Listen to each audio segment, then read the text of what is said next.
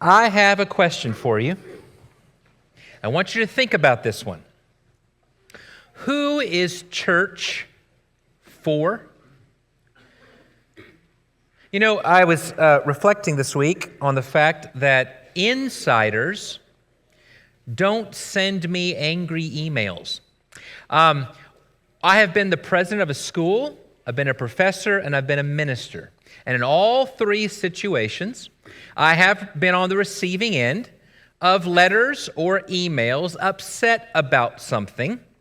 And I will tell you, not once, whether at a school, at a university, at a church, did one of those angry letters come from an outsider upset that we were talking about the gospel of Jesus. Not one. Ask any elder, ask any minister, ask any administrator. Angry letters come from insiders.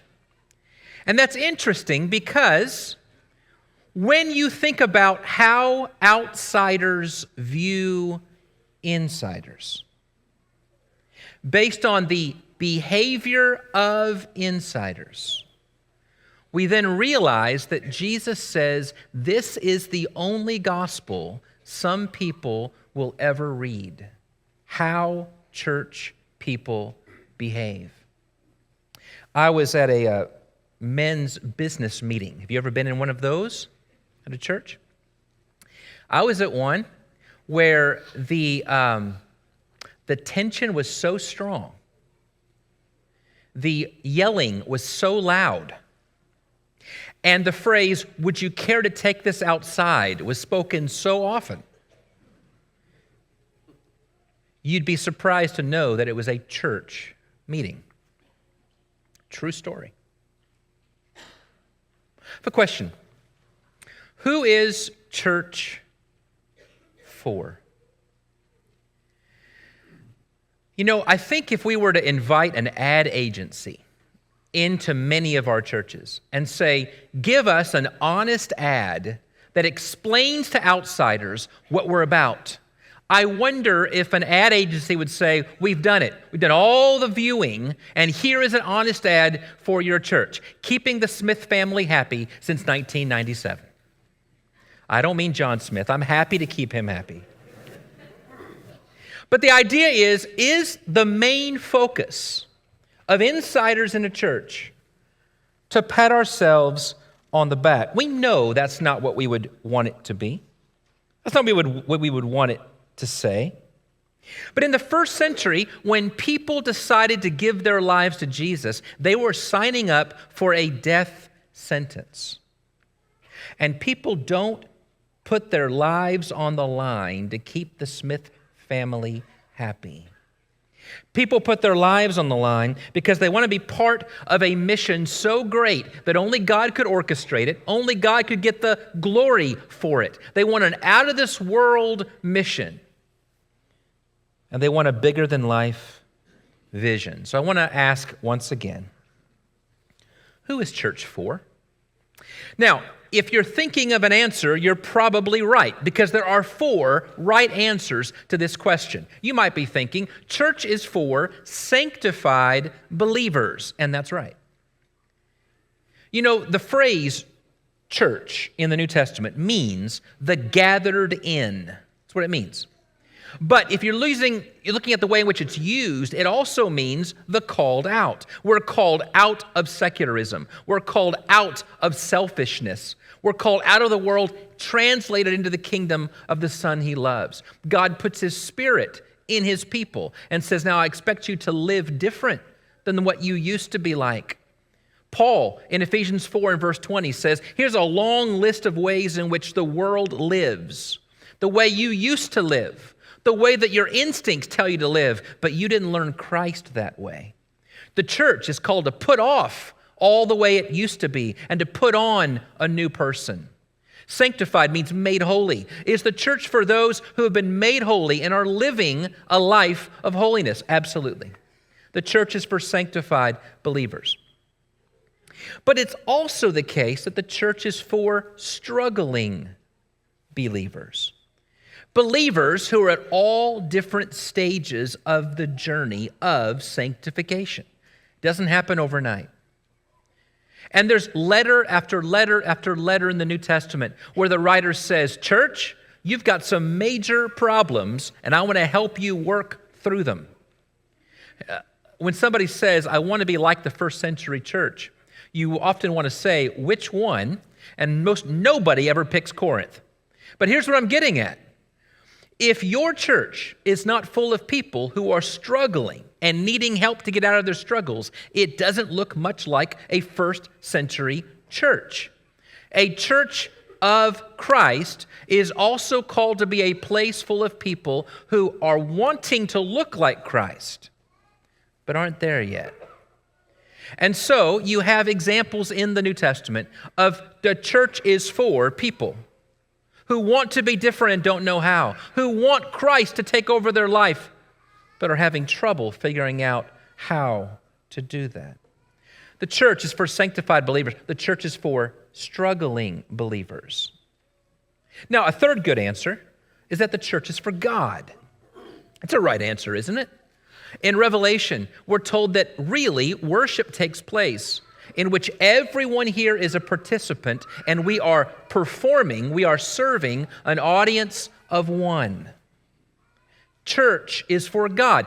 Colossians says that Christ has been made head over all things for the church, which is his body, and he fills all in all. The church belongs to Jesus Christ. It is serving Jesus Christ to the glory of God the Father. If we're not giving God what he wants, we're not doing church right. And so, church is for sanctified believers. It's for struggling believers in the process of sanctification. It is for God to give him what he wants, but that raises the question, what does God want? Maybe to ask it a little different. Who does God want? And that leads to the fourth answer. Did you know that church is also supposed to be for unbelievers? In 1 Corinthians chapter 14, Paul is writing a letter to a church. And in the middle of it, he specifically says, now I want to explain to you how to do church right. It's actually a chapter, it's actually one of 3 chapters, in which he's saying, here's what assembly should look like. Rules on how the church gets together on Sunday and worships. And in that, he actually says that when you come together, you're going to have different gifts. God blesses his church in different ways. Particularly in Corinth, the 2 that he was talking about was speaking in languages you had never studied, which is given to you by God, or a language between you and the angels. Which one it is there's a real debate about that. Don't get bogged down in that. That's not the point. The other gift is a gift of prophecy, which is both saying things about the future, but also primarily about preaching. But here's what I'm getting at. There are 2 gifts going on in Corinth that he's kind of wrestling with, and here's what he says. Don't focus so much on the issue about the gifts. Focus on who he thinks is in the audience. 1 Corinthians 14, the text says, beginning of verse 22, tongues are a sign, not for believers, but for unbelievers. Prophecy is not for unbelievers, but for believers. So if the whole church comes together and everyone speaks in tongues and unbelievers come in, will they not say you're out of your mind? But if an unbeliever or an outsider or an inquirer comes in, while everyone's prophesying, they're convicted of sin and are brought under judgment by all as the secrets of their hearts are laid bare. And so they will fall down and worship God, exclaiming, God is really among you. Paul seems to assume that the assembly, when it acts as the assembly, will have an open door to outsiders, that they will come in and see what we're doing, be convicted by it, and it leads to the worship of God the Father. Now, if the phrase church, ecclesia, means the gathered in, the gathered around, then the church of Christ means those gathered around Christ. Now, read the Gospels very, very carefully. Who gathers around Christ? Who does Christ gather with? Who does he spend his time with? Who does he eat with? Who does he share his meaning of life with? Who is he comfortable being around? Who does he invite to his table? Who gathers around Christ? I think the ad agency, if it was to go time travel and tell us who gathered around Christ, what was Christ all about, they would say, I think these Pharisees did a good job giving the best ad, honest ad, for who gathers around Christ. Answer, Christ welcomes sinners and eats with them. This is who he's about. This is what he's about, and this is who he invites to his table. We know that. We know that. We know that in our hearts, that if Christ didn't invite sinners, he never would have invited me. If Christ doesn't welcome sinners, he would never welcome me. We know that. But we think in terms of what I used to be, and the longer we live as Christians, the more that kind of person feels less and less like your staple, average attender. And what I want you to think about is this. A church should look and reflect Christ. But if Christ welcomed sinners and healed outsiders, and ate with tax collectors, and conversed with streetwalkers, and died with thieves, then we need to learn that the church of the New Testament included a welcoming posture toward outsiders, a sensitivity toward seekers. And don't just take my word for it.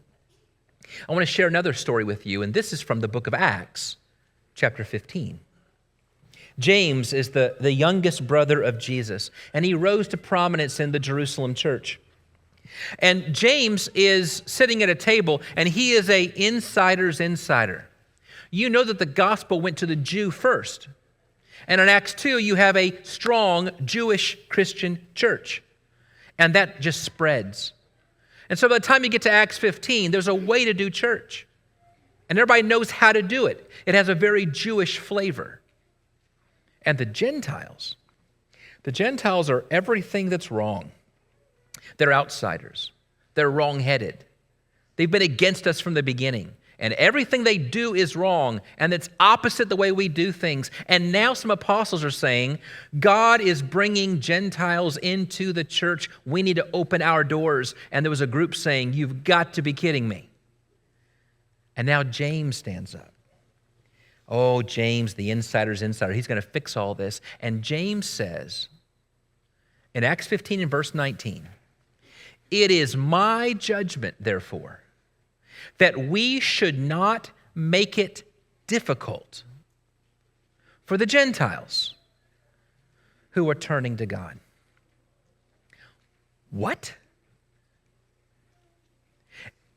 If Gentiles come into our assembly, they bring their baggage with them. If we let them in, they are going to make it difficult for us. And you're saying we should not make it difficult for them? Yes. Why? Because this is what God had in mind all along, says James. Read your prophets. James says God told us a long time ago, he planned on this. He wanted to bring in, graft in those who were far away, and it's going to look so very different. And so they send a letter out. And it's amazing to me that the letter actually, maybe even stronger than the statement, let's not make it difficult, are the lines in which he says things like, there's some among you that are troubling you by making you think that we're against them. There's some among you saying that we don't care about them. And that's so wrong-headed. So we wanted to make this right. It seemed good to us and the Holy Spirit to make this clear to you. For example, in Acts 15, verse 28, it seemed good to the Holy Spirit and to us not to burden you with anything beyond the most basic requirements. If you want to come in and be part of our church, be careful what you eat around your Jewish brothers, and don't be immoral. That's it. That's it. Let's not make this hard. To put it another way, take the writer of Hebrews chapter 12 and verse 15. See to it that no one misses the grace of God. I have a question for you. How much baggage does a person have to leave at the door before they can be admitted?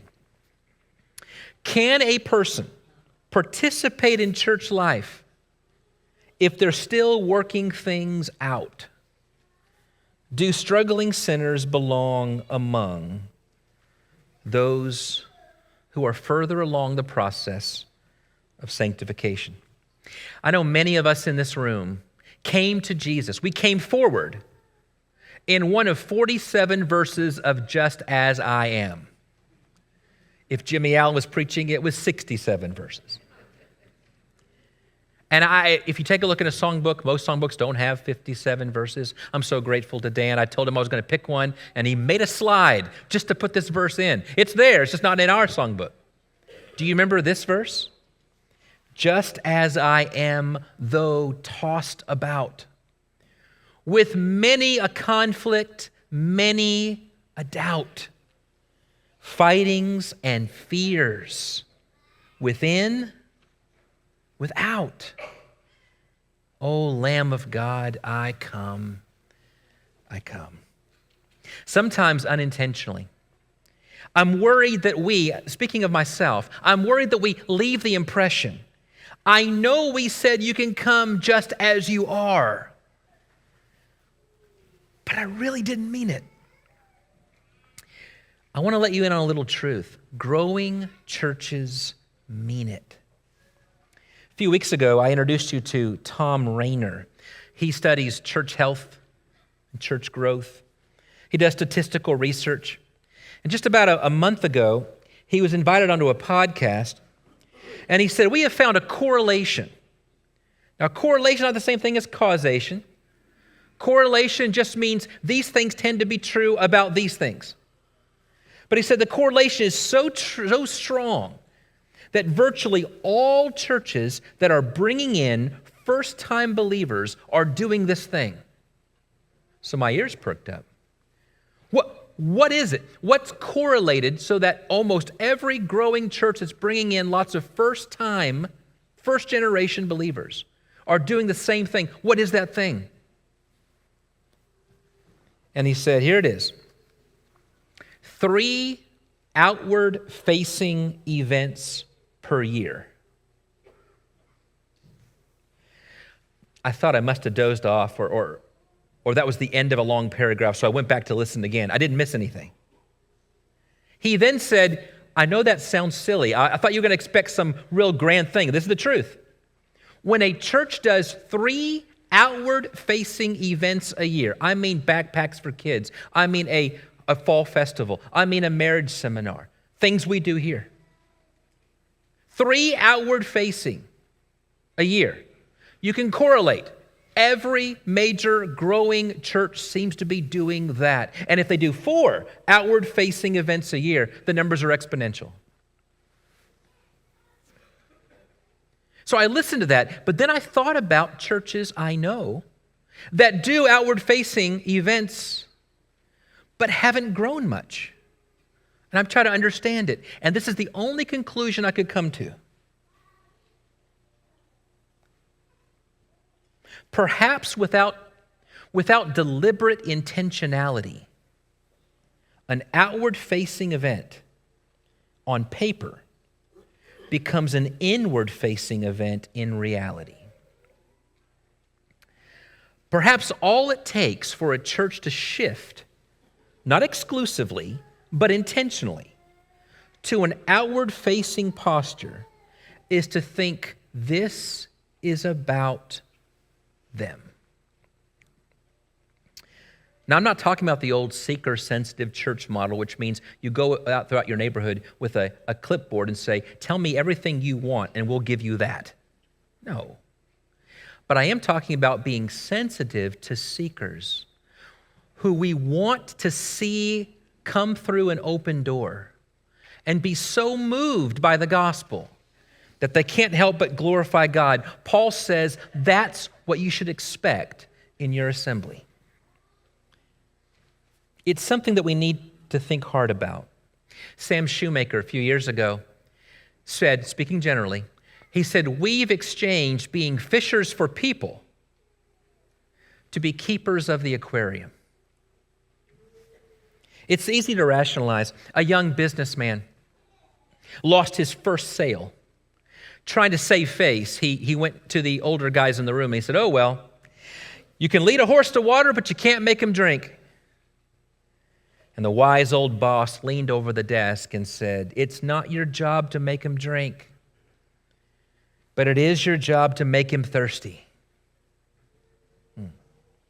Don't miss the excitement here, thinking that this is a chore. I'm talking about unleashing the church to be about the business of living in the joy of welcoming people that Jesus welcomed, sharing the greatest news that will change their life forever, offering water, the water of life to people who are so desperately thirsty.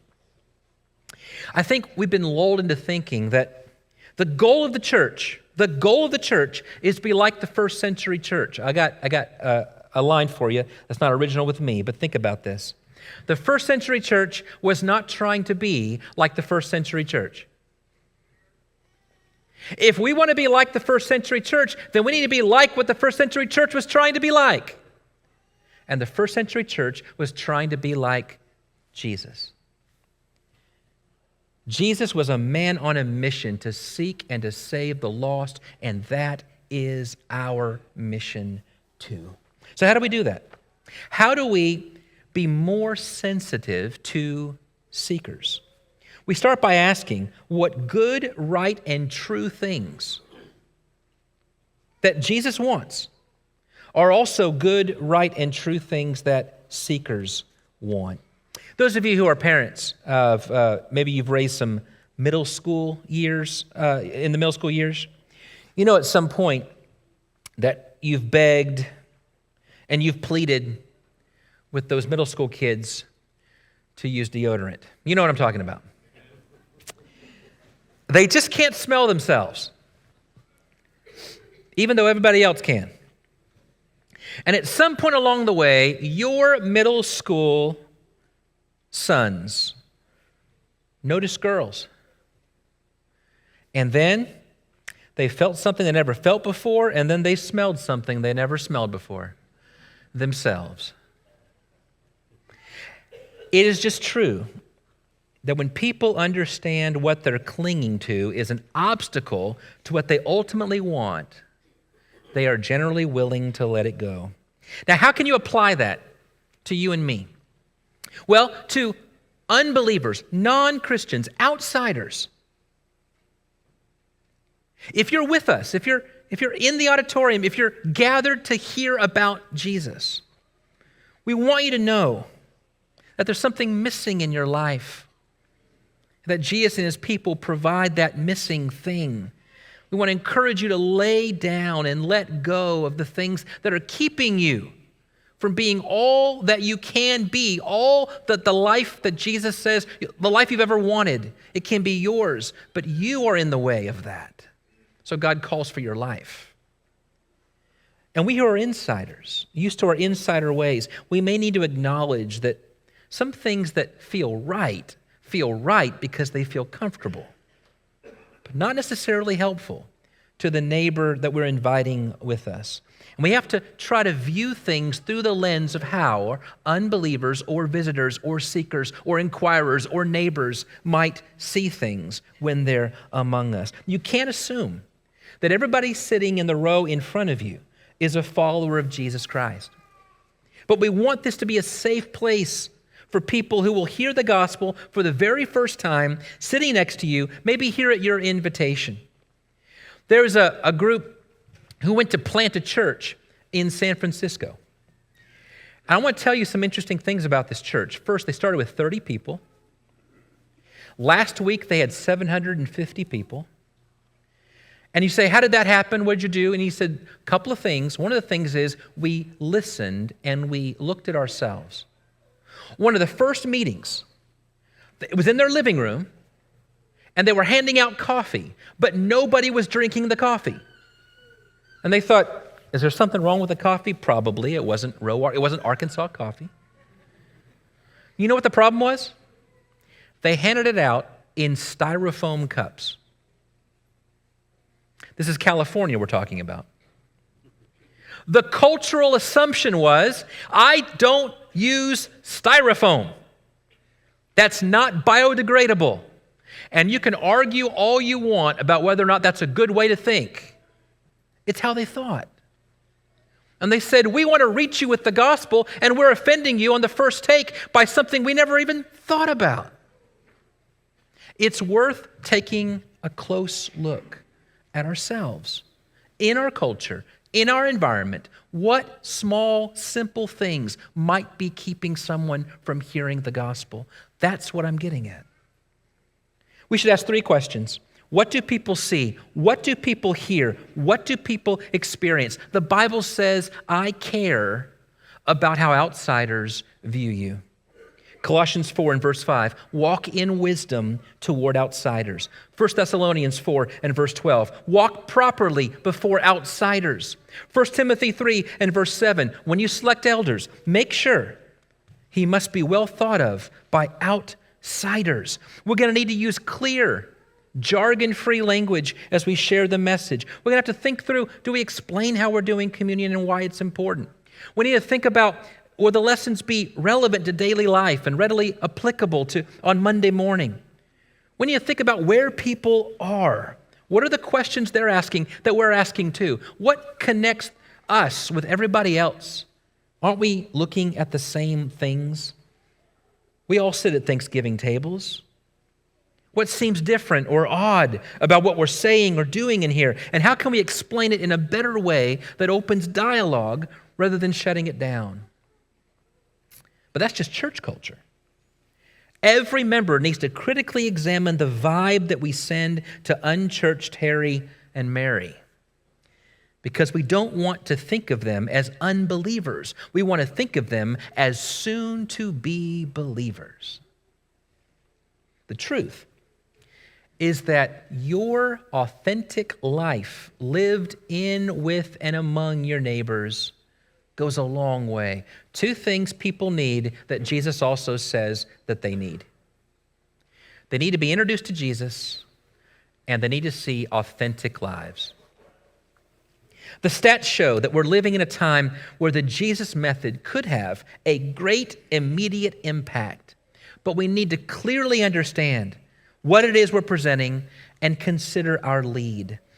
I was trained, many of us were trained, on how to explain, debate, and defend things like baptism and good behavior. I'm for both. But did you know that atheists who are convicted by Jesus usually don't fight or gripe about baptism? Did you know that prostitutes who come to Jesus and are convicted by Jesus usually don't balk when they learn about faithfulness in marriage? But leading with these, going to people who don't know Jesus and telling them they need to change the way they live or they need to learn new rules, seems wrong-headed to what you see most of the time in the New Testament, where what Jesus says to hurting people, outside people, is, I've got what you're looking for. Do you want to be made well? Are you wanting living water? Do you know what you're looking for? People need Jesus. They need to be drawn by Jesus. They need to be converted to Jesus. And then everything else that's important flows from this. There's a big difference between disciples converted to Jesus and churchgoers converted to churchgoing. And there are ways to tell the difference. Introduce people to Jesus, live authentic lives, and the goal is for them to say, I want what you have. That's it. And we want that to be true here. In closing, I just want to mention that for the next few months, our sermons and even some of our classes are going to focus, not exclusively, but intentionally, on your non-believing friends. Now, inviting people to church is not the ideal first step when dealing with non-believers. That's inviting them into your home, having lunch with you, dinner with you, life with you, playing games with your kids. That's really first. But it may not be the ideal way, but it is an easy way for us as we try to get ourselves moving in that direction. So beginning in February, the sermon series is going to address big questions of life that everybody asks. Is there more than life? Is there more meaning to my life than what I'm currently seeing? Is there someone out there who's wanting something from me? What happens when I die? Who is this Jesus person? What is prayer and why is it important? Why should I live for something greater than myself? We're going to talk about that. It's intended for you to bring people who are asking those questions all the time. And after the sermon, there's going to be a special class taught by Chris Eubanks and Jason White. And it is intentionally geared to either open conversations with non-believers or to train believers on how to have open conversations with non-believers. We're going to focus on that next few months. Love for you to come. But I want to add something. I've said it before, but I want to say it one more time. Tom Rayner, who told us about the outward-facing events, said, I want to tell you another statistic. If you invite 100 people to church, 15 will take you up on it. 15% of the time, you invite somebody to church, they'll come.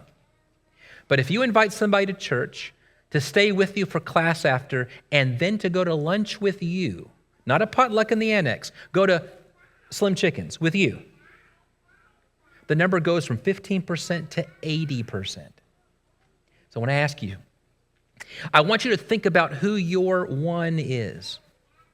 Who is the person this year, that you're going to focus on to develop a life relationship with, which includes bringing them to church, to class, and to lunch? Will you do that? One person. There's 500 people in this audience. Do you realize we could have 1,000 people in this church every Sunday hearing about the gospel? And all it takes is for every person this year to think of just one person. Just one. 2 years ago, Lifeway said 33% of the Christians surveyed invited one person to church or shared the gospel with one person their entire year. Who's your one? Who's your one? As we bring in first-timers, we're going to see some new faces around here, and that's okay. Our goal is for guests to sense we've been thinking about you. We've prepared for you. And you might see a new face and say, oh, so glad you're visiting. They say, I've been a member here for 12 years. That happens. That's happened to me. So can I change how we talk about that? How about this? When you see a new face, say, have we met? And if all you do is for this side of the church to get to know this side of the church, it is a great step forward. May God be praised in all that we say and do. May we be faithful to Him in everything that we do. And may we seek the people Jesus seeks and then watch the harvest that comes from it. Thank you for joining us. I hope you've been encouraged. I hope you've been enriched. And if you have any questions, any thoughts, any comments, reach out to us at prayers@wschurch.net. God bless you. Tune in next week.